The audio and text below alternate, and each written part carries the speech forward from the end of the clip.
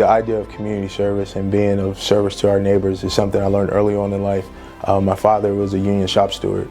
Seeing the work that he put in on behalf of the men and women he had a responsibility to lead, taking an interest in their families and making sure their families were well regarded. That instilled in me this idea that we are here for something bigger than just ourselves, and help our neighbors to grow to be the best versions of themselves they can. It's something that's seemingly been the hallmark of my calling in public service, and one that I take very seriously. In a nation as plentiful and bountiful as the United States of America, we shouldn't be in a position to have any of our neighbors to be food insecure.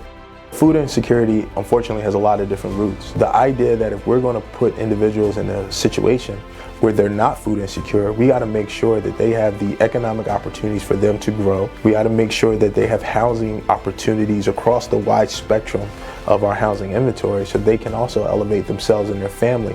And the more you put those things together, the creation of generational wealth, the creation of economic opportunity, educational attainment, the ability to have a good educational system, you start chipping away at what really undergirds this food insecurity.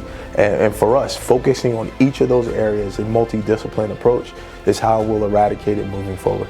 The Food Bank of South Jersey has always answered the call, and I truly count them as a partner. We share a similar goal and objective to eradicate food insecurity, and every time I've raised my hand and say I need your help, they've always been there, and we've been shoulder to shoulder in this fight.